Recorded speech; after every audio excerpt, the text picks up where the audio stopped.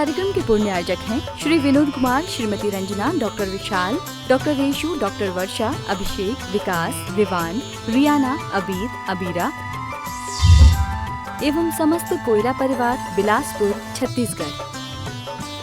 नमो रिहंताणं नमो सिद्धाणं नमो आयर्याणं नमो वज्रायाणं नमो लोये सौवशाहूर्णं। पंच परमेष्टि भगवान की जय हो।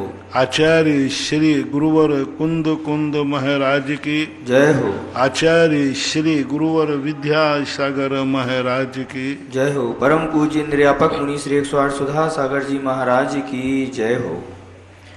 फिरोजाबाद से प्रासुक जैन की जिज्ञासा है, पूज्य महाराज श्री के चरणों में त्रिवार नमोस्तु। महाराज श्री मेरी जिज्ञासा है कि आगम के अनुसार मायाचारी की क्या परिभाषा है? मायाचारी क्या है?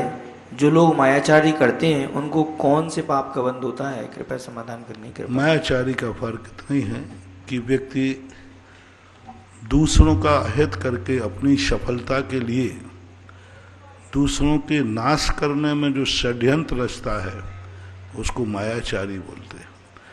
धर्म की रक्षा के लिए कोई यदि मायाचारी करता है तो मायाचारी की कोटि में नहीं आता।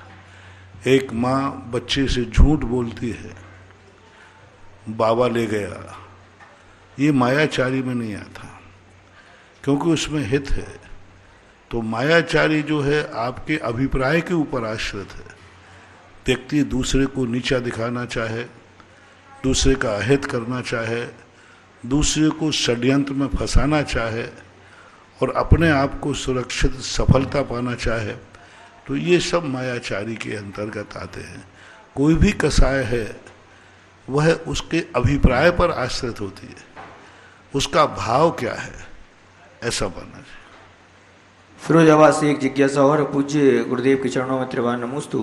महाराज श्री जो अपने मंदिर होते हैं उनकी जो शिखर, मंदिरों की शिखर रहती है वो कौन से आकार की, त्रिकोण बनाना चाहिए, चौकोर बनाना चाहिए? हमारे यहाँ आकार शिखर का एक नाप निश्चित है। तो जो हमारे यहाँ प्राचीन काल की शिखरें बनती थी, ये जितनी शिखरें गुम्बज वाली शिखरें हैं ये जैन आगम में मान्य नहीं की गई।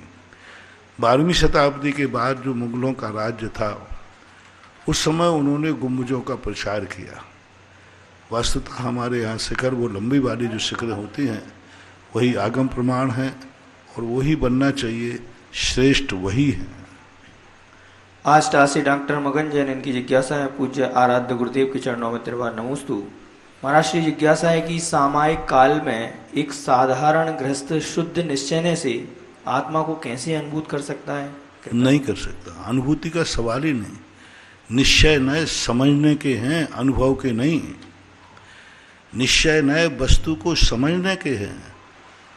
प्रमाण नई रधिगमा, तत्वों को नयों से जानो। और नएगत जो वस्तु आती है वह योग्यता के ऊपर आती है। निश्चय नए से वस्तु के स्वरूप को जानो, वह स्वरूप तुम्हें जानने के बाद अनुभव में ही आ जाएगा। पूज्यवर अमृतचंद सूर्य महाराज ने स्पष्ट लिया कि जिसको ज्ञानी कौन, क्रोधादि भावों का जिसके अंदर अभाव है। 3 बातें उन्होंने कही। तुम्हें कभी क्रोध तो नहीं आ रहा है, क्रोध आ रहा है तो ज्ञानी कैसा, और ज्ञानी है तो क्रोध कैसा। लगभग 70, 31, 72 भी गाथा इन 3-4 गाथाओं में कहा है। दूसरा जो अजीब आदि कर्ता कर्म अधिकार, कर्ता कर्म अधिकार के अंदर यह गाथ उन्होंने बहुत अच्छी तरह, बहुत बढ़िया गाथा दी। उन्होंने कहा क्रोध आदि भाव आ रहा है, तुम्हारा ज्ञान नहीं, ज्ञान चिंतन नहीं। और क्रोधादि भाव है तो आश्रव है, और आश्रव जहाँ तक है, ये नहीं कहा कि मिथ्यात्व का आश्रव या किसी का, ऐसा कुछ भी नहीं कहा। आश्रव जहाँ तक है वहाँ तक ज्ञान चेतना अनुभव नहीं। शुद्ध निश्चय नय का जो विषय है उसकी अनुभूति कसाय रहित अवस्था में होती है, उसकी अनुभूति आश्रव रहित अवस्था में होती है। तो और बंद रहित अवस्था, क्रोध आदि भाव बंद, यानी राग द्वेष आदि भाव, द्रव्य कर्मों का आश्रव और कर्मों का बंध, ये तीनों दशाएं जहां नहीं रहे वहां सिद्ध निश्चय नय की अनुभूति की बात आती है। दूसरी बात उन्होंने कही, वह उच्च केवल ज्ञान प्रकट हो जाता है। प्रचंड ज्ञान कहा उन्होंने, प्रत्यक्ष ज्ञान कहा। वो पूज्यवर अमृतचंद सूरी महाराज ने एक कलसा लिखा, इसी गाथा के ऊपर एक कलश लिखा। उन्होंने कहा कि जहां पर समस्त प्रकार के क्रोध आदि भाव समाप्त हो गए, और कौन सा ज्ञान, उन्होंने बहुत बड़ी बात कही, प्रचंड चंड ज्ञान, उच्च ज्ञान, और उन्होंने इसका क्या, प्रत्यक्ष ज्ञान, केवल ज्ञान जहां प्रकट हो गया है वहां फिर इन सब कार्यों के लिए अवकाश नहीं रहता। इसलिए जब तक ये औदायिक आदि भाव हैं तब तक हम निश्चय नय की वस्तु को समझ सकते हैं। फिर आप कहो कि उनको पढ़ने की क्या जरूरत है? पढ़ना तो है, समझना है। मैं सिद्ध की अनुभूति नहीं कर सकता, लेकिन सिद्ध का स्वरूप पढ़ तो सकता हूँ। आज मैं सिद्ध नहीं बन सकता हूँ और सिद्धों का अनुभव मुझे नहीं आ सकता, लेकिन सिद्धों का स्वरूप समझ तो सकता हूँ। अरहंतों के स्वरूप को हम समझ तो सकते। तो समय सार को समझना, पढ़ना अलग चीज है। समय सार की अनुभूति तो आकाश के तारे जमीन पे आ सकते हैं, सुई के छिद्र से ऊंट निकल सकता है, लेकिन कभी भी किसी भी रूप में एक धागा भी है, चाहे वो सामायिक में रहे, किसी अवस्था में रहे, उसको कभी भी आत्मा के शुद्ध निश्चय नय के विषय की अनुभूति नहीं हो सकती।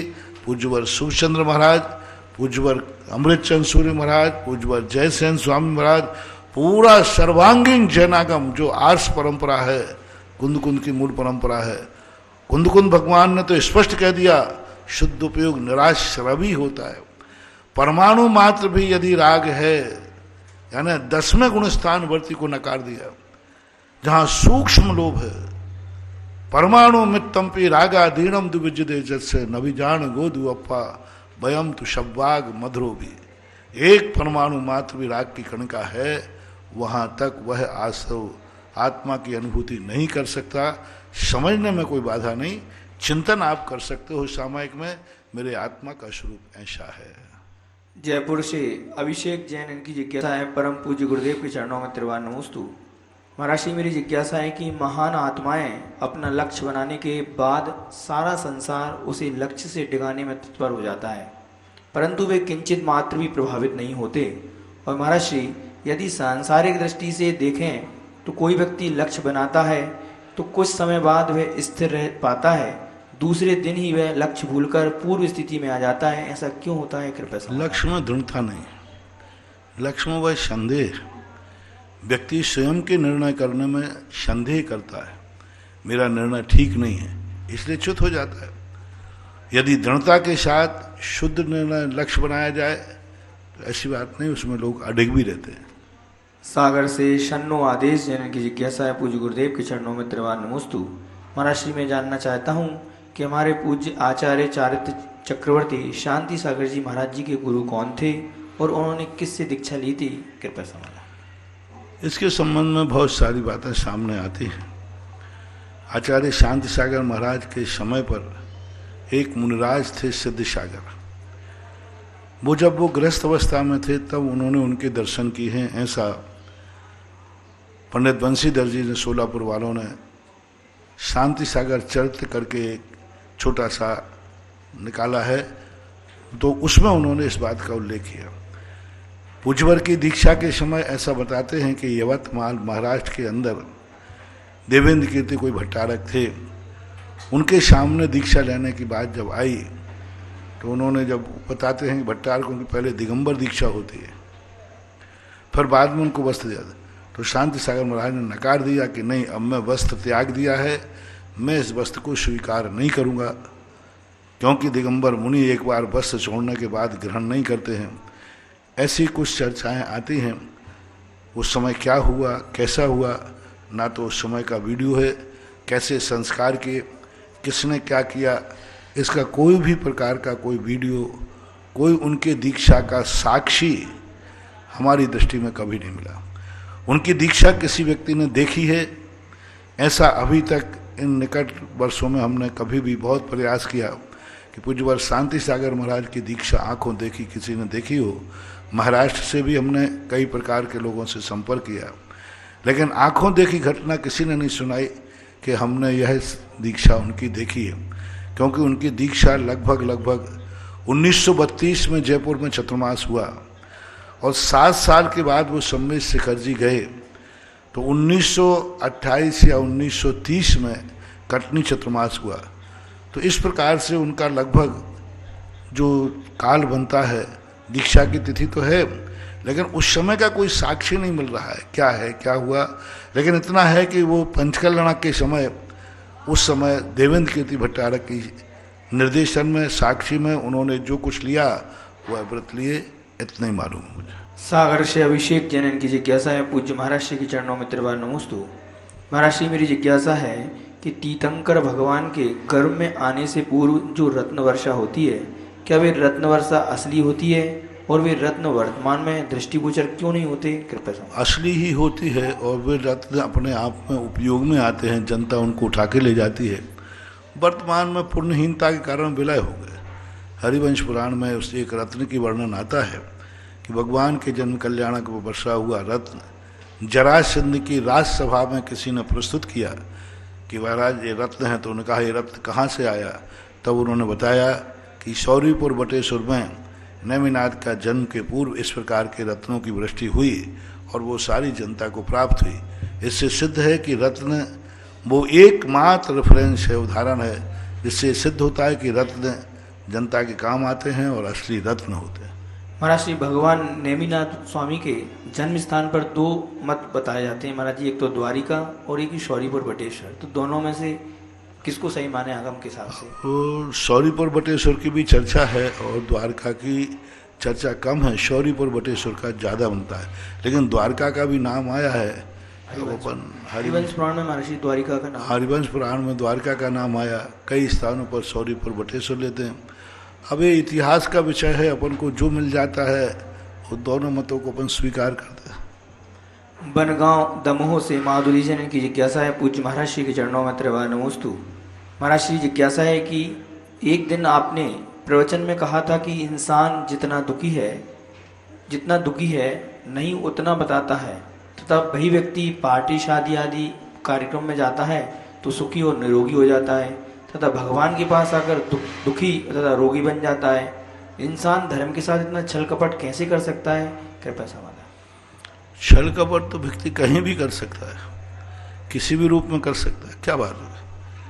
जब डॉक्टर आता है तो व्यक्ति, मरीज शांत पड़ा रहता है, जब डॉक्टर आता है तो वह अपनी एक्टिंग कर लेता है। संसारी व्यक्ति फैंसी ड्रेस में बहुत माहिर है, वही मरीज बिल्कुल शांत पड़ा रहता है, लेकिन जैसे ही डॉक्टर के आने का समय होता है उसके एक्शन देखो कितने होते हैं। तो ये संसार का स्वभाव है कि व्यक्ति अपने आप को सहानुभूति चाहता है। सबसे बड़ी चीज़ है व्यक्ति की एक अंतिम कमजोरी है कि वो दुनिया से सहानुभूति चाहता है कि हर व्यक्ति मेरे पर सहानुभूति दिखाए, हर व्यक्ति मेरे दुखों पर दुखी हों, हर व्यक्ति मेरे परेशान पर दया व्यक्त करे। ये इतनी बड़ी कमजोरी है, इतनी बड़ी कमजोरी है। सहानुभूति का भूखा है व्यक्ति। थोड़ा ही सा दुख आया वो अपेक्षा करता है 4 लोग मेरे को पूछें, 4 लोग मेरे से कहें अरे राम राम राम राम। उसको ये सबसे बड़ी कमजोरी है बंधु, ये कमजोरी बहुत बड़ी कमजोरी है। ये फैल होने वाले एक व्यक्ति की निशानी है। जैसे फैल होने वाला व्यक्ति कहता है 10 नंबर गुरु कृपांग के मिल जाए, तो व्यक्ति अंत में कमजोरी यही कि वो सबसे दुनिया से सहानुभूति चाहता है, सब तरफ से। वो कहीं फटकार सुनने को तैयार नहीं है, वो आलोचना सुनने को तैयार नहीं है, वो सहानुभूति। फैल होने के बाद बालक चाहता है कि माँ बाप बहुत सहानुभूति दिखाएं, अरे बेटे ने तो खूब पढ़ा है लेकिन पास नहीं हो पाया, बेटा खुश, बोले यही ठीक है। वो ये सुनने को तैयार नहीं है कि मैंने पढ़ा नहीं है। तो ये सहानुभूति चाहने की कमजोरी, और उसको मालूम नहीं है जितनी जितनी हम दूसरों से सहानुभूति चाहेंगे हमारा पुण्य क्षय होता है, बहुत पुण्य क्षय होता है। असाता वेदनी कर्म का बंध होता है। मान लो हम दुख हैं, परेशानी है, और हम चाहें कि लोग मेरे दुख में दुखी हों और कहें अरे राम राम भारी दुख है, तुम लुट गए, तुम्हें अशाता वेदनी कर्म, तुम्हारे दुख को देखकर यदि दूसरा दुखी हो जाए तो उसको तो पुण्य का बंध हो गया और तुम्हें अशाता का बंध हो, तुम टूट गए। और वो जो तुम्हारे दुखों को देखकर दुखी हुआ, सहानुभूति दी, उसको तो पुण्य बंध हो गया। लेकिन जिसने सहानुभूति ली है, भाव आता है महानुभाव कभी सहानुभूति नहीं करना, मेरा दुख मेरे लिए मुबारक हो, हमेशा ये प्रयास करो मेरे दुख में दूसरा दुखी ना हो जाए, नहीं तो अपना दुख और बढ़ जाएगा, वैसे ही दुखी हूँ। लेकिन संसारी प्राणी की एक कमजोरी होती है, इस कारण से वो फैंसी ड्रेस भी कई बार अपना लेता है। बहुत आए तो फैंसी ड्रेस ही करता है, और ख़ास तौर से भगवान बड़े आदमियों के सामने वो ज़्यादा करता है। वो सोचता है कि ज़्यादा थोड़ा सा दिखाने से कुछ ज़्यादा मिल जाएगा, ऐसी कोई बात नहीं। सिंगौली से कुशल जैन इनकी जिज्ञासा है, पूज्य महाराज श्री के चरणों में त्रिवार नमोस्तु। महाराज श्री, मेरी जिज्ञासा है कि विष्णु कुमार मुनि के संदर्भ में आता है कि उनको जब विक्रिया प्रकट हुई और उन्होंने हाथ आगे किया तो वह मानुषोत्तर पर्वत को जाकर स्पर्श कर गया। महाराज श्री, वहाँ जो लोग थे उनके लिए हाथ आंखों का विषय था तथा उस हाथ से वहाँ के लोग बाधित हुए होंगे क्या? कृपया समाधान। ऐसी बात नहीं है, वो तो विक्रिया के लिए उन्होंने ऊपर हाथ किया, वैसे ही वो पहाड़ के ऊपर थे, बहुत ऊंचे पहाड़ पे थे, वहाँ से उन्होंने विक्रिया की होगी और वो रात्रि का समय था, बाधक पड़ेगी तो विक्रिया बाधित हो सकती है, बीच में बाधा, लेकिन उनने उस ऊंचाई से की होगी कि बढ़ गया होगा ऐसा। महाराज श्री, जितने लोग थे तो उनकी आंखों की दृष्टि का गोचर तो हो रहा होगा, वो उनके हाथ हो सकता है कोई देख रहा हो, तो रात में अंधेरे में हुआ तो क्या दिखेगा, क्योंकि वो घटना रात्रि की थी। और वैसे दिख सकता है क्योंकि जब 1 लाख योजन की विक्रिया उन्होंने की थी, सारी दुनिया देखते हुए दंग रहे, सारी दुनिया देखती रह गई। 1 लाख योजन की विक्रिया सबने देखी, उन बाली आदि जो मंत्री थे उनको भी दिख रही थी कि महाराज ने इतनी बड़ी विक्रिया बढ़ा दी। वो जो एक पैर उन्होंने जो घुमाया था मान वो सबको दिख रहा था, सब देख रहे थे, दिखता था। रामगंज मंडी से शोभित जैन की जिज्ञासा है, पूज्य गुरुवर के चरणों में त्रिवार नमोस्तु। महाराज श्री, आदि पुराण के 18वें पर्व में आया है कि जब भगवान दीक्षा लेने के पश्चात कायोत्सर्ग मुद्रा में 6 माह के लिए खड़े हुए तो उनके पैरों में आगे की ओर 12 अंगुल तथा पीछे की ओर 4 अंगुल का फासला था। महाराज श्री, ये अंगुल से यहाँ क्या तात्पर्य लें? और महाराज ये विश्राम की दशा कहलाती है। जैसे आप लोग विश्राम करते हैं सावधान, एक पीछे के जो है 4 अंगुल और आगे 12 अंगुल, और आप सीधे खड़े, इससे क्या है प्रशस्त खड़े होने के। हम लोगों को आहार के समय भी यही मुद्रा बनाई कि पीछे 4 अंगुल और आगे 12 अंगुल, यही स्थिति बनाई है। और महाराज श्री, भगवान की जो खड़ासन प्रतिमा को विराजमान बनाते वक्त भी क्या इन पैरों का ही माप होना चाहिए क्या? भगवान की मूर्ति को खड़े होने का जो नाप है वो अलग ढंग से है। ये प्रतिमा विज्ञान कहलाता है। प्रतिमा में और साक्षात में बहुत अंतर है। यदि वैसी प्रतिमा आज बना दी जाए तो भीभत्स लगेगी, इसलिए प्रतिमा में तो सम पैर होते हैं, बराबर आगे और पीछे का थोड़ा सा अंतर रहता है। तो प्रतिमा विज्ञान अलग है और साक्षात भगवान जब कायोत्सर्ग में खड़े होते हैं वो बात अलग है। महाराज श्री, जब हम लोग श्रावक लोग जब कायोत्सर्ग या सामायिक करते हैं तो इस आसन लगा सकते हैं क्या? हम लगा सकते, कोई बाधा नहीं।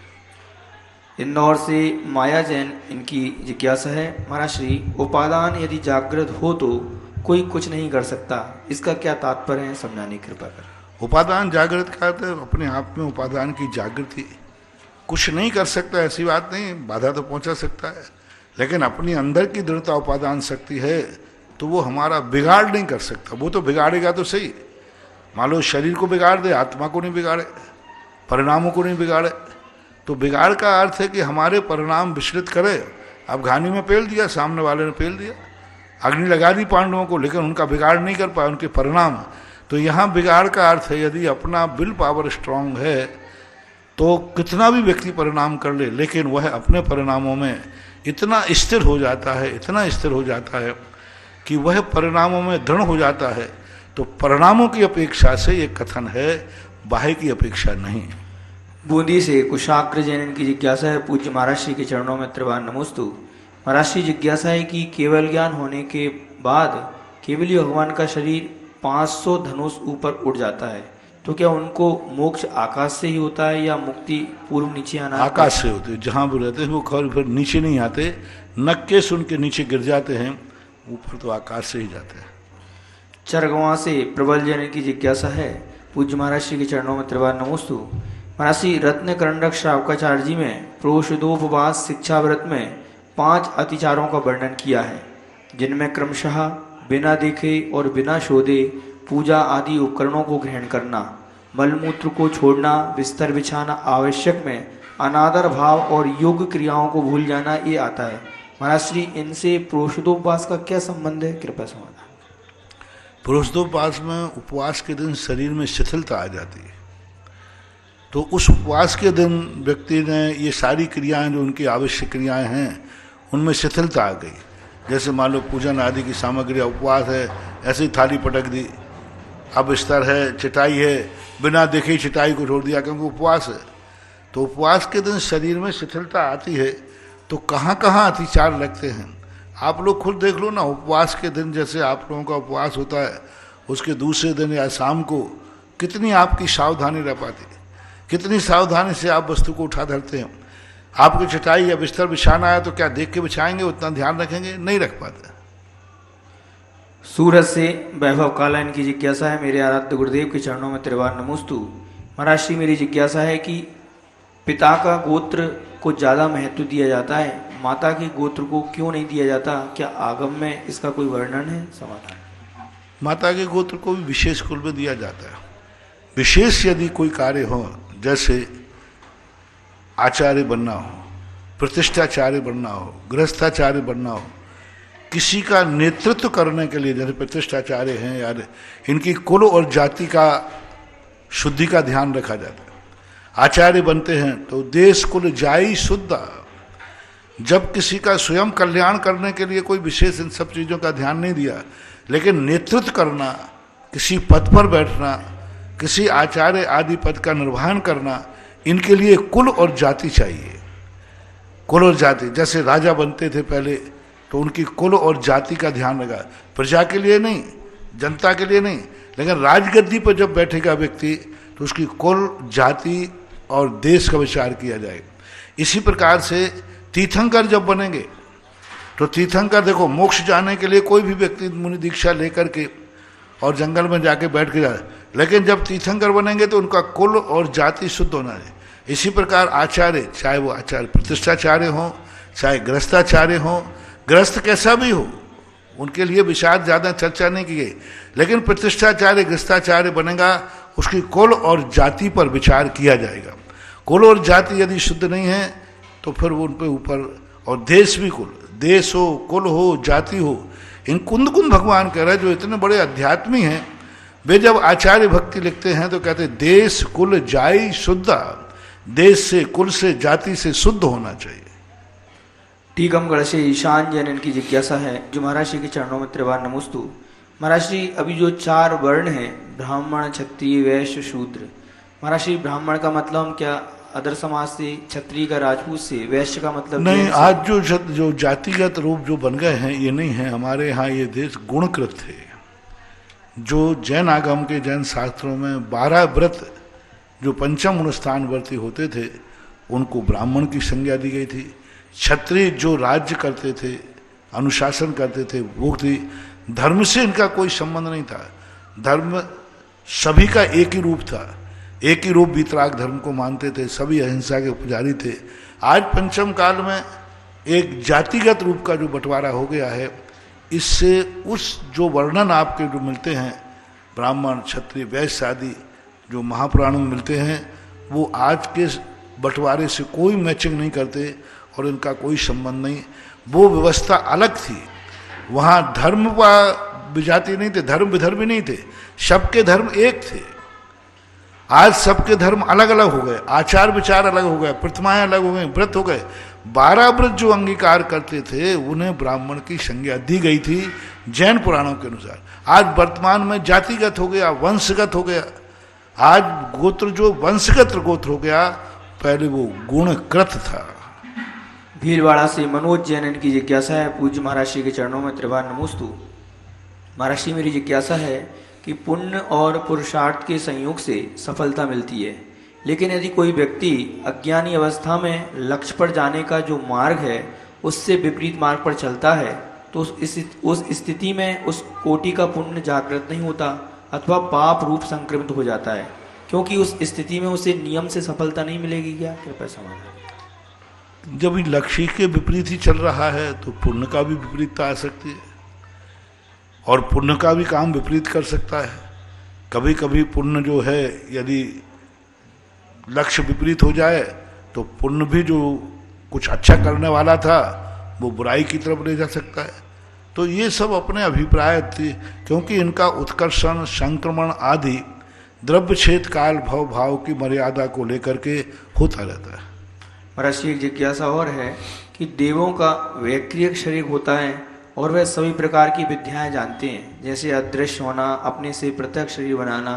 तो महाराज श्री जी उस स्थिति में क्या वह दूसरी पर्याय का गति का शरीर भी बना सकते हैं, त्रियंशादि का? कृपया समाधान।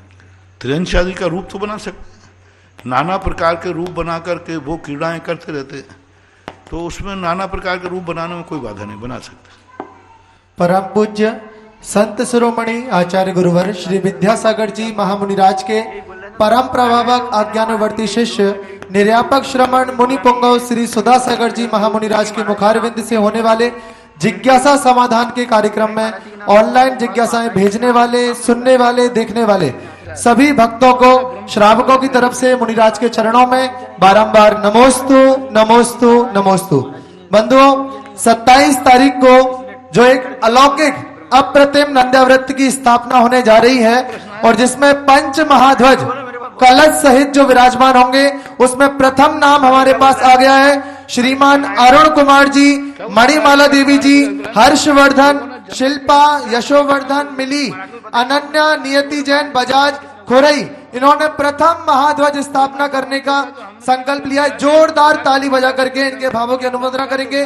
साथ ही साथ उस पंच ध्वज में द्वितीय ध्वज का नाम भी हमारे पास आ चुका है, जो कि गुप्त दान के रूप में सागर से हमारे बीच में प्राप्त हुआ है। जोरदार ताली बजा करके इनके भावों की भी अनुमोदना करेंगे। साथ ही साथ पाव बीघा जमीन श्रीमती शीला जैन, धर्मपत्नी डॉक्टर हेमचंद जैन, शालीमार बाग, न्यू दिल्ली से। एक नंद्याव्रत में जो 23 महाकुंभ कलश स्थापित होने ध्वज सहित, उनमें भी प्रथम नाम हमारे पास आ चुका है श्री संपत कुमार, मुकेश कुमार, मनोज कुमार, अनीश, अमन, ईशान, इवाशु एवं समस्त सेठिया परिवार महुआ। इन्होंने प्रथम कलश उसमें स्थापित करने का संकल्प लिया है। आगे जो शिखर जी रज कलश 1008 कलश उस नंद्याव्रत में स्थापित होने हैं, उसमें 5 कलश श्रीमान नरेंद्र कुमार जी जैन, बीमा बाले, रेणु, प्रियांशु, अलका, अभियांश, निमित्त, नेहा जैन, खैतुली, मुजफ्फरनगर। 5 कलश श्री मुकेश कुमार जी, दिनेश कुमार जी, वेद, चेची। 5 कलश श्री आलोक कुमार, शालिनी, अतिशय, सिद्धार्थ जैन परिवार, भोपाल। 5 कलश श्री नरेश कुमार जी, पूनम जी, लोहाड़िया, हजारीबाग, झारखंड। आइए आगे चलते हैं ऑनलाइन जिज्ञासा के माध्यम से। नमोस्तु महाराज श्री जी, नए और अनेकांत में क्या भेद है? दोनों एक ही है या अलग अलग है? यदि किसी वस्तु तत्व का कथन हमें नए के माध्यम से करना है तो कैसे करेंगे, और अनेकांत के सिद्धांत पे करना है तो कैसे करेंगे? जितने वचन होते हैं उतने ही नए होते हैं। क्या ये सोच हमारी सही है? जिज्ञासा का समाधान कीजिए। नमोस्तु महाराज श्री जी। पहले तो आप नए की परिभाषा शब्द है। नए का अर्थ है आपका अभिप्राय, आप क्या जानना चाहते हैं? वस्तु को जानना चाहते हैं या वस्तु के किसी विशेष गुण को जानना चाहते हैं? वस्तु को जानना चाहते हैं तो प्रमाण से जानो, वस्तु एक है। और यदि नए से जानना चाहते हैं तो आप वस्तु के कौन से अंश को जानना चाहते हैं? पर्याय को, द्रव्य को, गुण को। तो जब आप भेद करेंगे तो वहाँ नए आएगा। जितने शब्द हैं उतने अर्थ हैं, जितने अर्थ हैं उतने नए हैं। वक्ता के अभिप्राय को नए कहते हैं। जानने की जो प्रक्रिया है वो नए कहलाती है। इसलिए नयों के संबंध में अनेकांतमयी वस्तु है, और अनेकांतमयी जो वस्तु होती है उसको एक साथ संपूर्ण रूप से नहीं जाना जाता, इसलिए नयों का आलम्बन लिया जाता है। यदि संपूर्ण रूप से जाना जाता तो फिर वहां नए का आलम्बन नहीं, वो तो वस्तु वस्तु है। तो ऐसा मानना चाहिए। पाठशालाएं श्रीमान सोहनलाल जी, महावीर कुमार जी, जम्बू कुमार जी गोदा, सरसिया वाले, देवली, जयपुर। 6 शिलाएं मीत जैन के जन्म दिवस के उपलक्ष्य में सपरिवार तलवाड़ा राजस्थान। 5 शिला श्री पवन जी, आशा, नितिन, निक्की, निकित कोठारी पुणे महाराष्ट्र। 5 शिला डॉक्टर जेके जैन, प्रतिभा, सौरभ, अदिति, पर्व बिहाना निवासी, मानसरोवर जयपुर। 5 शिला श्रीमती शांति देवी, नरेंद्र कुमार, रेखा जी, ऋषिराज, कुमारी तिथि जैन, अहिंसा ट्रेडर्स परिवार, वर्णी कॉलोनी, सागर। आइए अगली जिज्ञासा पुनः रिकॉर्डिंग के माध्यम से। परम पूज्य निर्यापक श्रमण रत्न मुनि पुंगव श्री सुधा सागर जी महाराज के श्री चरणों में सुरेंद्र भारती परिवार का त्रिवार नमोस्तु। परम पूज्य मुनि श्री, आज आपके द्वारा चंबलेश्वर तीर्थ क्षेत्र पर देशनोदय को व्याख्यायित करने वाला महत्वपूर्ण शिलान्यास का कार्यक्रम आपके पुनीत सानिध्य में मंगल ध्वनि के बीच संपन्न हुआ। आपकी विशेषता है कि आप सामान्य भूमि को भी देव भूमि में बदल देते हैं। धरती पर स्वर्ग अवतरित करने की आपकी क्षमता है। अखिल भारतवर्षीय दिगंबर जैन विद्वत परिषद के महामंत्री के रूप में मैं समस्त विद्वानों की ओर से आपके चरणों में प्रणति अर्पित करता हूँ कि आपने विशाल तीर्थों की श्रृंखला खड़ी की है और भक्तों के लिए पुण्यार्जन के विशेष अवसर प्रदान किए हैं। परम पूज्य मुनि श्री, आप जो खरा है सो साचा और साचा है सो खरा, इस नीति पर चलते हुए अपना उद्बोधन देते हैं। आपके शिष्य भी इसी प्रकार का प्रयास करते हैं। ऐसा प्रयास करने में प्रायः वे अकेले पड़ जाते हैं। तो क्या मुनि श्री, खरा और साचा बोलने में अकेले होने से डरना चाहिए या निडर होकर के आगे बढ़ना चाहिए? कृपया समाधान कीजिए। इसमें 2-3 बातें आपने कही। पहली बात, चौलेश्वर पारसनाथ का जो रूप आप लोगों ने कल देखा, यह रूप कल एक ऐसा ऐतिहासिक था। चौलेश्वर राजस्थान में आने के बाद अनेक तीर्थ क्षेत्रों की स्थापना हुई, जीर्णोद्धार हुआ, लेकिन चौलेश्वर पारसनाथ यदि छूट जाता तो पूरा राजस्थान छूट जाता। क्योंकि इसलिए चौलेश्वर पारसनाथ की जिस विकट स्थिति में है, जिस संकट की स्थिति में है, पारसनाथ भगवान के ऊपर भी संकट आया तो वो धरनाथ पद्मावती ने निवारण किया और 8 दिन में दूर हो गया। लेकिन चौलेश्वर के संकट का तो पार ही नहीं है, इतना भयानक संकट। लेकिन अब कोई दूसरे रास्ते, तो एक ऐसा रास्ता जानने में आया कि जो कल परिवर्तित हुआ। एक 100 बीघा के प्रांगण में पारसनाथ भगवान का क्षेत्र का विस्तार, समोषण स्थली का एक रूप देना एक बहुत बड़ा कार्य था, कल संपन्न हुआ। कल तो जो कार्य हुआ, अब इसके अंदर एक बहुत बड़ा कार्य बाकी रह गया। अभी वो भूमि है, अभी वो भूमि है, और भूमि को तीर्थ क्षेत्र में परिवर्तन करने के लिए या तो कोई व्यक्ति को चाहिए कि यहां से मोक्ष प्राप्त हो और केवल ज्ञान प्राप्त हो, तो यह भूमि वास्तुतः बहुत बड़ा जिस रूप में थी उस रूप में हो सकती है। लेकिन पंचम काल में न केवल ज्ञान है न मोक्ष है। तो फिर अब एक ही तरीका रह गया है कि जहां से मोक्ष लोग गए हैं वहां की माटी इस माटी में बिखेर दी जाए तो ये शाश्वत तीर्थराज बन सकता है, जो अभी आगे कार्य होने वाला है। सम्मेश शिखर शाश्वत तीर्थराज की माटी इसमें 1008 कलशों के द्वारा स्थापित की जाना है। उस दिन ये भूमि तीर्थ के रूप में परिवर्तित हो जाएगी। जहां जहां ये हमने कार्य किया वहां वहां जीरो एनर्जी वाले क्षेत्र भी आज लाखों की एनर्जी में पहुंच चुके हैं। एक ऐसा एनर्जी प्रद कार्य होने वाला है। उस दिन आपको लगेगा कि ये भूमि पर जैसे तुम जाओगे तुम्हें तीर्थ की अनुभूति होगी। पंचध्वज स्थापित करना, जो 5 ध्वज उस भूमि पर जब तक ये तीर्थ रहेगा ये 5 ध्वज फहराते रहेंगे।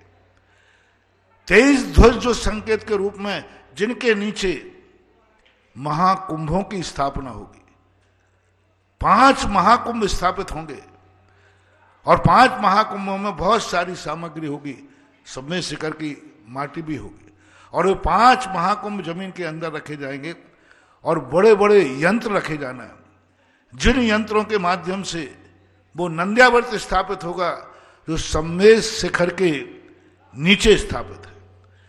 सम्मेद शिखर के नीचे जो नंद्यावर्त है, वो नंद्यावर्त इतना महान है कि सारी दुनिया में प्रलय पड़ेगा, लेकिन नंद्यावर्त को वो 6ठे काल का प्रलय भी शांत नहीं कर पाएगा और जैसे उस प्रलय की पूजा होगी तैसे ही प्रलय शांत हो जाएगी। ऐसा नंद्यावर्त की स्थापना बहुत बड़े विशाल यंत्र में बनकर आ चुका है, उसकी स्थापना भी अब होने वाली है और हो रही। शायद इन लोगों ने 27 तारीख स्थापित की और उस समय वहां पर जो वो 27 तारीख का जो ऐतिहासिक कार्यक्रम है वो है वसुता उस भूमि को पूज्य बनाने का। 5 महाकुंभ 100 और जो 23 कुंभ होंगे वे कुंभ कलश होंगे और 1008 जो कलश होंगे वो सम्मेद शिखर की कलश की माटी को स्थापित करने वाले होंगे। वे 5 ध्वज, वे 23 ध्वज सदा फहराते रहेंगे और जब तक वो हर 2-3 महीने में उनको बदला जाता है कपड़े को, ध्वज तो स्थापित रहेगा, वो ध्वज उस जमीन से यंत्र से स्थापित किया जाएगा। उस समय ये भूमि, कल तो इसकी शुरुआत थी, भूमि का जागरण था, शिलान्यास था, अब उस शिलान्यास के बाद उसको तीर्थ में परिवर्तित करने का निर्णय 27 तारीख को होने वाला है। बहुत बड़ा कार्यक्रम है वो। कार्यक्रम भी एक ऐतिहासिक कार्यक्रम, एक ऐसा कार्यक्रम, एक दीपक से दूसरा दीपक जलाना, ये बुझा हुआ दीपक है, अब इसको सम्मेद शिखर की माटी का जलता हुआ दीपक इस दीपक को जलाएगा, प्रज्वलित करेगा और जैसे दीपक से दीपक टच होता है वह भी तद्रूप हो जाता है। यह जमीन जो अभी 100 बीघा का है, ये शाश्वत अविनाशी तीर्थराज के रूप में परिवर्तित होने का कार्यक्रम। और कल वस्तुतः बहुत बड़ी चीज हुई, एक बहुत आत्मसंतुष्टि हुई, क्योंकि राजस्थान में बड़े क्षेत्रों में एक 1400 तीर्थ से छूट रहा था, वो कार्य पूरा होने की स्थिति में। और मैं तो ये मानता हूँ, मैं कभी अंत की चिंता नहीं करता। मेरा नियम है कि जो कार्य में शुरू हो जाता है वो तो सानंद संपन्न होगा ही होगा, विघ्न विघ्न हमारे सामने कोई मायना नहीं रखते। मैंने तो भगवान से पहले ही आशीर्वाद मांगा है, हे भगवान मेरे रास्ते के कांटे दूर मत कर देना, नहीं तो मैं नाराज हो जाऊंगा। दुनिया कहती है भगवान मेरे रास्ते के कांटे, मैं भगवान से एग्रीमेंट है, हे भगवान तुम मेरे रास्ते के कांटे दूर मत कर देना, अन्यथा मैं नाराज हो जाऊंगा। तो फिर भगवान ने कहा तो फिर मेरी भक्ति क्यों करता है? यदि भक्त को आशीर्वाद देना है तो ऐसा आशीर्वाद दो कि मेरी साधना, मेरी तपस्या इतनी पावरफुल हो, जिस कांटे पर पैर रखूं वो कांटा फूल हो जाए। क्योंकि मैं आपसे कांटे दूर नहीं कराना चाहता हूं, हो सके तो मैं तुम्हारे रास्ते के कांटे साफ करूंगा। हे भगवान, हो सके तो मैं तुम्हारे रास्ते के कांटे दूर करूंगा। यदि मैं तुम्हारे रास्ते के कांटे दूर न कर सकूं तो मैं इतना निकृष्ट नहीं हूं कि हमारे रास्ते के कांटे आप साफ करें, इतना निकृष्ट नहीं हूं। इसलिए मैं आपसे कांटे साफ नहीं कराऊंगा। आप तो मेरे सिर पर आशीर्वाद दो कि जिस कांटा सामने जब देखूं तो वो कांटा है, जैसे ही पैर रखूं सूल भी फूल बन जाए।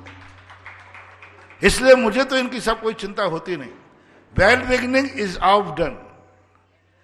जो कार्य अच्छी तरह शुरू होता है वो पूरा, मैंने तो कल ही आशीर्वाद दे दिया कि चौलेश्वर पारसनाथ मान लो कि बन चुका।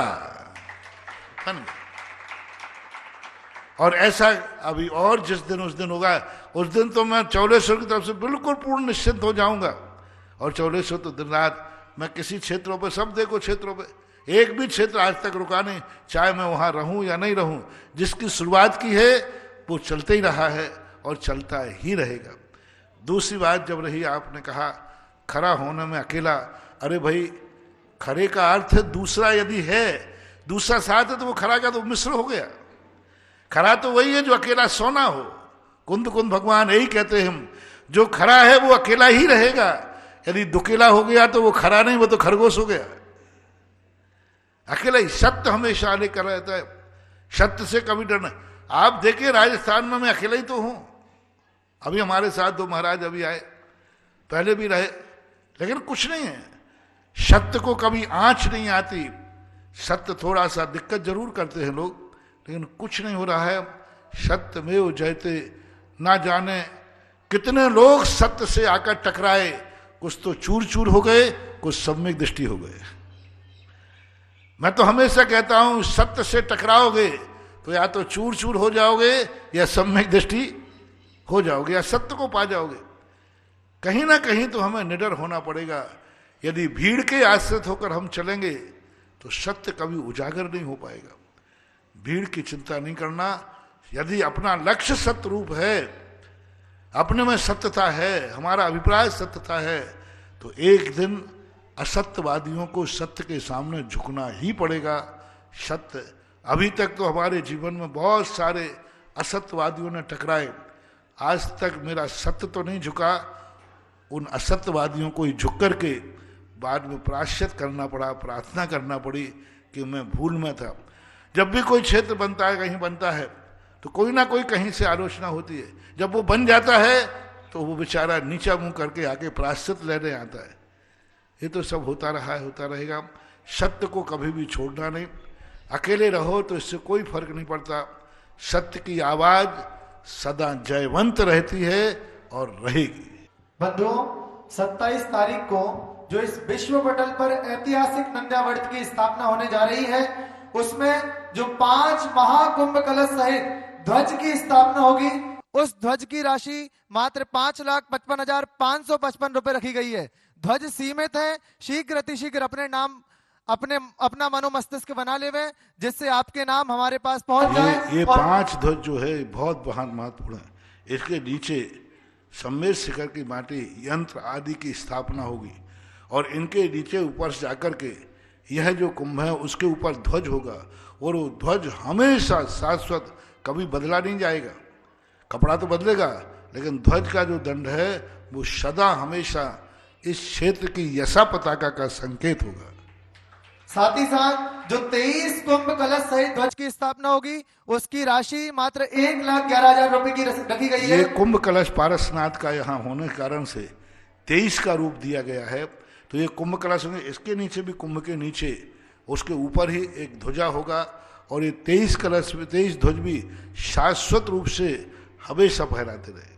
और साथ ही साथ सभी सामान्य लोगों के लिए पूज्य मुनिश्री के चरणों में जब निवेदन किया कि कई सारे लोग ऐसे होते हैं जिनकी भावना तो होती है पर चूक जाते हैं, तो 1008 शिखर जी रज कलश जो मात्र 2100 रुपए की राशि में रखे गए हैं, जिन भी लोगों के भाव बन रहे हैं शीघ्र अतिशीघ्र क्षेत्र कमेटी से संपर्क कर लेवे और अपने नाम हम तक पहुंचा देवे। अगली जिज्ञासा, तो कोई उनको ऐसा भी कर सकता है, ऐसी बात नहीं है। कोई लोग अपने परिवार के 108 कलश स्थापित कर सकते सम्मेद शिखर के। वो अब आए तो अच्छा है, नहीं आए तो उनके नाम से।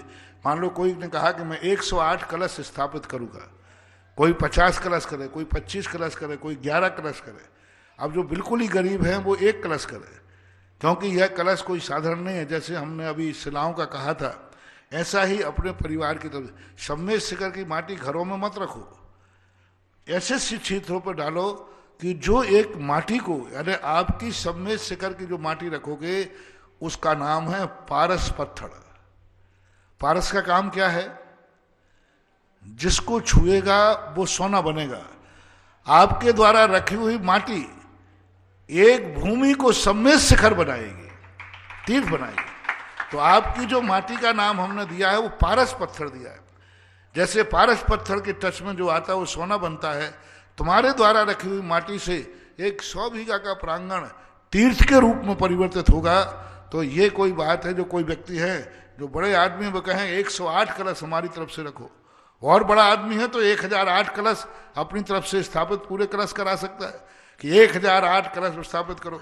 कोई 1008 करे, कोई 108 करे, कोई 11, 10, 50 जो भी आपके है, ऐसे जो हैं पूरे परिवार की गणना करके और फिर यहाँ कलशों के नाम भेजें। आए तो बहुत श्रेष्ठतम श्रेष्ठ अपने हाथ से कलश रखें, नहीं रख सकते हो तो आप अपने नाम से ऑनलाइन भी, क्योंकि ये कार्यक्रम बहुत महत्वपूर्ण कार्यक्रम है, पारस पत्थर का रूप है। और वे इस बात को बहुत प्रैक्टिकल, जिन जिन क्षेत्रों पर ये स्थापित हुए, नवीन क्षेत्रों पर, उन क्षेत्रों में आज आकाश को ऊंचाइयां छू रहे हैं। और जिन्होंने स्थापित किए उनके पुण्य की भी श्री वृद्धि, क्योंकि उन्होंने वो एक कलश की जो माटी दी है वो एक पारस पत्थर का रूप दिया है। अगली जिज्ञासा दूतेश जैन सोगानी, अशोकनगर। नमोस्तु महाराज श्री। महाराज श्री, आपने अभी नंद्यावर्त के बारे में बताया, तो महाराज श्री इस पवित्र भूमि पर अभी जो नंद्यावर्त की स्थापना होनी है, तो जो भाग्यशाली जीव यहाँ पर ध्वज स्थापना और कलश स्थापना करेंगे उन्हें क्या पुण्य फल मिलेगा महाराज श्री? मैंने बता दिया कि उनको एक ऐसे पारस पत्थर जब वो यहाँ विराजमान करेंगे तो उनका ऐसा पुण्यबंध होगा कि वो जिस कार्य में हाथ डालेंगे वहीं फतेह फतेह होंगे। कभी कभी होता है ना, कोई व्यक्ति माटी को छूता है तो माटी में ही फतेह हो जाती है। कोई व्यक्ति जहाँ होता है उसके भाग्य से वो जिस चीज में हाथ डालेगा उसी चीज में सफलता के चिन्ह दिखेंगे, क्योंकि उन्होंने ऐसा कलश स्थापित किया है जिसने भूमि को तीर्थ बनाया। यानी वो कलश नहीं है पारस पत्थर, पारस पत्थर का अर्थ वैसा ही पुण्यबंध होगा कि तुम जिस चीज में हाथ डालो उसी चीज में तुम्हें सफलता के दर्शन होंगे, क्योंकि तुमने ऐसा ही कार्य किया है। 5 कलश डॉक्टर अभय कुमार, रानी जैन, मानसी जैन, झांसी। 11 कलश श्री सुरेश चंद जैन, बरौट, भागपत। ये सब जिन कलशों के नाम बोल रहा हूँ ये सिंघट जी रज कलश है। 5 कलश पदमचंद, कुसुम, हेमंत, रानी, ऋषभ, नेहा, समस्त गोदिका परिवार। 10 कलश खेमचंद जी, बिमला देवी, मनोज कुमार, सौरभ जैन की स्मृति में, सुमन जैन, कनिका, दीक्षा, नवीन, मीनू चर्चित। 10 कलश श्री अजित कुमार जी, सुभद्रा, गौरव, विधि, निवांशी, अभियान जैन, मुंबई। 5 कलश श्रीमती अल्पा, समीर, विहान, तनिशी चौधरी, अटलांटा, अमेरिका। 5 कलश चिरंजी लाल, मूली देवी, रतन लाल, सुमित्रा, डॉक्टर दीपक, डॉक्टर रूबी, नलिन, प्रिया, दीपक, सुरभि, राजेश, रमेश, अमित काला, गुवाहाटी, असम, दीमापुर। 5 कलश प्रकाश, निर्मला, सांवला, भवानी मंडी, झालावाड़, राजस्थान। 11 कलश श्री चांदमल जी, प्रभुलाल जी, वर्धमान जी, प्रकाश जी, ठग परिवार, बिजोलिया। देखिए पूज्य मुनिश्री के मुखारविंद से निकला और कलशों की लाइन लगना यहाँ पे प्रारंभ हो गई है। तो इस देखो ये जो नंद्यावर्त की स्थापना का जब प्रारूप निकला तो पूज्य मुनिश्री के समक्ष हम सभी ने निवेदन किया कि मुनिश्री सम्मेद शिखर जी के नीचे तो जो नंद्यावर्त है उसके दर्शन तो पता नहीं हम लोगों को कब होंगे, किस भाव में होंगे, कैसे होंगे। तो यहाँ चवलेश्वर में पूज्य मुनिश्री ने आशीर्वाद दिया कि जो नंद्यावर्त सम्मेद शिखर जी के नीचे दबा हुआ है उस नंद्यावर्त को चमलेश्वर में मैं ऊपर लेकर के आ जाता हूं। और ये नंद्यावर्त की स्थापना 27 तारीख को होगी। अगली जिज्ञासा पुनः रिकॉर्डिंग के माध्यम से। नमस्तु नमस्तु नमस्तु। भगवान, एक छोटी सी जिज्ञासा है, ये मेरी नहीं है, बहुत लोगों की जिज्ञासा मेरे पास आई थी, मैंने आपके पास भेजा है, तो कृपया आप इसका समाधान करें। तो और समाधान इस जिज्ञासा के पहले मैं आपके चरणों में 2 पंक्ति अर्घ्य के रूप में चढ़ाता हूं। हर जिज्ञासा का मिले, हर जिज्ञासा का मिले समाधान शास्त्रोक्त, मुनिपुंगव के चरण में मम वंदन मनसोक्त, मम वंदन मनसोक्त। नमस्तु प्रभु मेरे राम। एक श्रावकों की, विद्वान श्रावकों की भी और श्रावकों की भी की शंका है, जिज्ञासा है कि आचार्य समंत भद्र महाराज जी ने आप्तमीमांसा ग्रंथ में लिखा है कि वक्ता प्रमाणात वचन प्रामाणिक। तो वक्ता अगर प्रामाणिक हैं तो उनके वचन प्रामाणिक हैं, वक्ता प्रामाणिक नहीं है तो वचन प्रामाणिक नहीं है, ऐसे कहा है। तो आजकल जितने भी असंयमी विद्वान हैं वे असंयमी विद्वान पंडित लोग महान ज्ञानी हैं, अच्छे वक्ता है, प्रवचनकार है, किंतु असंयमी है, उनका अभी भी सप्त व्यसनों का भी कभी किसी का त्याग भी नहीं है, कई लोगों का अभक्ष का त्याग नहीं है, असंयमी है, परंतु व्याख्यान अच्छे बढ़िया करते हैं, वो जैन हैं। तो इनके व्याख्यान अपने को सुनना चाहिए कि नहीं चाहिए? क्योंकि वो वक्ता प्रामाणिक नहीं है, किंतु वचन प्रामाणिक उनके हैं। तो अब क्या करें, सुने क्या न सुने? अगर सुन सकते हैं तो फिर अन्य लोग जो अन्य जैन धर्म से रहित अन्य मतावलंबी हैं, वे वक्ता भी बहुत ही अच्छे आध्यात्मिक प्रवचन करते हैं। ऐसे वक्ताओं के प्रवचन सुनने से मिथ्यात्व का बंद होता है, ऐसे बोलते हैं मिथ्यात्व भयंकर बोलते हैं। तो ये क्या और वो क्या, वो भी तो आत्म की बात कर रहे हैं, अध्यात्म के सुना रहे हैं, अध्यात्म सुना रहे हैं, और उनके सुनने को तो मना कर रहे हैं। और यहाँ तो ऐसा ही है कि हम सुन करके कैसे, क्योंकि वक्ता तो प्रामाणिक नहीं है, वचन भले प्रामाणिक है, वक्ता प्रामाणिक नहीं है। और वो भी वैसे वक्ता प्रामाणिक नहीं आने मतावलंबी, लेकिन उनके वचन भी प्रामाणिक में कैसे, दोनों में व्यत्यास क्या, अंतर क्या है? इस अंतर का तो कृपया थोड़ा सा समाधान करें, ताकि सब लोग इसके इस प्रकार का प्रश्न हमारे पास आके करते हैं, इसीलिए मैंने आपको विस्तार से बताने के लिए कृपा रखा। वक्तृ प्रमाण्यात् वचन प्रमाणम, यह सूत्र की व्याख्या का समाधान उज्ज्वल विद्यानंद स्वामी ने श्री श्लोक वार्तिक के अंतर बहुत अच्छा दिया। वक्ता की प्रमाणता दो प्रकार से, मूल वक्ता तो जिनेन्द्र देव ही हैं, मूल अश्य मूल ग्रंथ करतारा श्री सर्वज्ञ देवा, ये तो मूल है। उन्होंने स्पष्ट कहा कि मूल वक्ता तो वही है, उनके अलावा कोई वक्ता नहीं हो सकता। तो फिर उन्होंने कहा दूसरा, मैं उत्तर ग्रंथ करतारा श्री गणधर देवा प्रतिगणधर देवा तेसाम। तो यदि वक्ता मूल भगवान का, मूल आचार्यों का नाम लेकर कथन करता है तो वह वक्ता भी प्रमाणता की कोटि में आता है। यदि वो ये कहे कि ये वचन मेरे हैं, मैं बोल रहा हूं, तो वो वक्ता प्रमाणिक कोटि में नहीं आता है। लेकिन उपदेश और प्रवचन देते समय ये कहता है कि जो मैं बांच रहा हूं ये मेरा वचन नहीं है, सर्वज्ञ भगवान की वाणी है, जिनेन्द्र देव की वाणी है। तो वाचना करना, विद्वान जो हैं वाचना कर सकते, वाचना करने वाला बालक भी हो सकता है। क्या वचन उसके हैं? नहीं। इसलिए अपने यहाँ बहुत अच्छी परंपरा है, विद्यानंद जी महाराज की ही परंपरा मान लीजिए, और पूज्यवर वीरसेन स्वामी महाराज ने भी इस प्रकार कहा कि जो परंपरागत जो आचार्य होते हैं वे अपनी वाणी को प्रमाणिक, क्योंकि आचार्यों की वाणी भी प्रमाणिक नहीं है, क्योंकि वे छदमस्त हैं। मुनि महाराजों की वाणी भी प्रमाणिक नहीं है, क्योंकि वे छदमस्त हैं। लेकिन वे प्रमाणिक क्यों हैं? क्योंकि वो जिनेन्द्र भगवान की वाणी को ही आगे बढ़ा रहे हैं, अपनी स्वयं की वाणी नहीं। यदि कोई आचार्य कहे कि ये मेरी वाणी है, मेरा मेरा मेरा है, जिनेन्द्र देव ने ऐसा नहीं कहा, तो प्रमाणक की कोटि में नहीं आता। सारे ग्रंथ अलमारियों में रखे हैं, आचार्यों ने लिखे हैं, सबको मालूम है। लेकिन जब कोई अर्घ चढ़ाने जाता है तो यही कहता है, तीर्थंकर की ध्वनि गणधर न सुनी अंग रचे चुने। जिनवाणी कोई अर्घ चढ़ाता है, प्रवचन करते हैं मुनिराज लोग, आचार्य लोग प्रवचन करते, मुनि करते, लेकिन जब श्रोता खड़ा होता है तो वो ये नहीं कहता कि गुरुवाणी के ज्ञान थे, वो कहता है जिनवाणी के ज्ञान थे।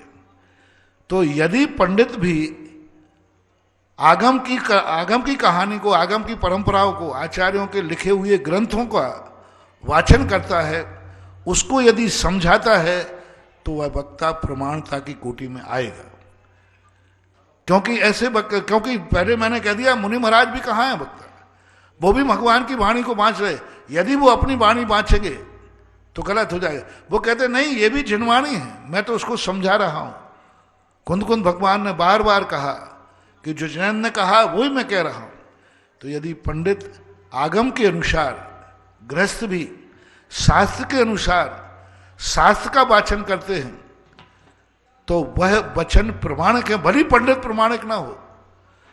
पंडित प्रमाणिक होना और वो जो बोल रहा है वो वचन पंडित का नहीं है, वो तो जिनेन्द्र देव का है, आचार्य महाराज का है।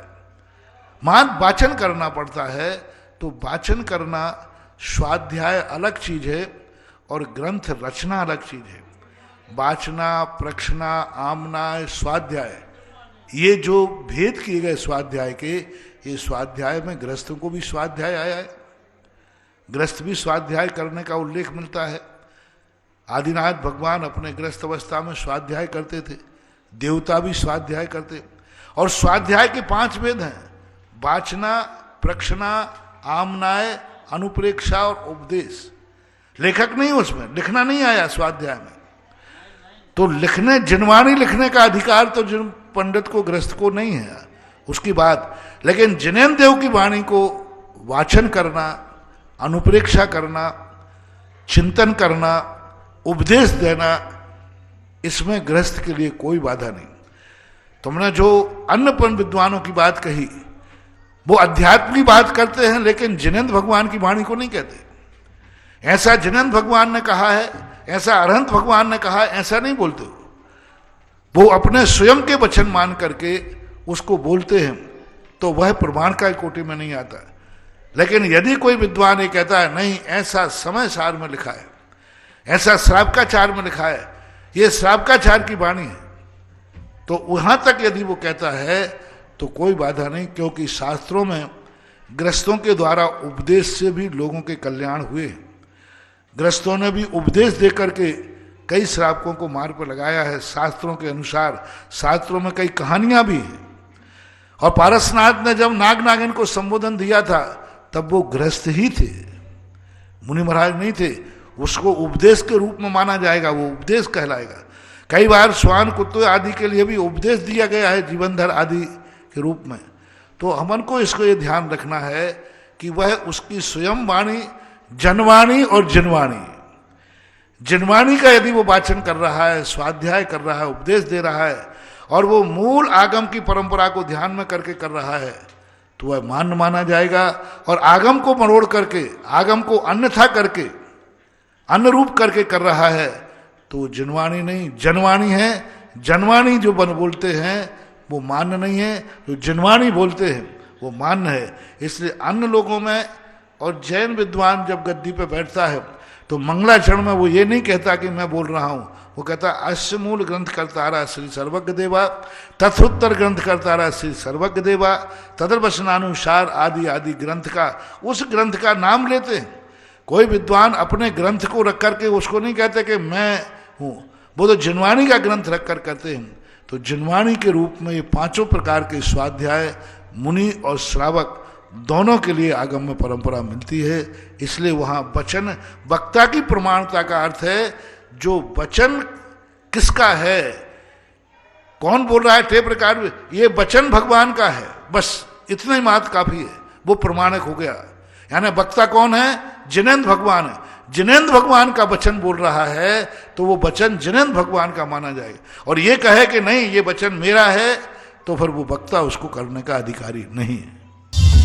इस कार्यक्रम के पूर्ण आयोजक हैं श्री विनोद कुमार, श्रीमती रंजना, डॉक्टर विशाल, डॉक्टर रेशु, डॉक्टर वर्षा, अभिषेक, विकास, विवान, रियाना, अबीर, अबीरा एवं समस्त कोयरा परिवार, बिलासपुर, छत्तीसगढ़।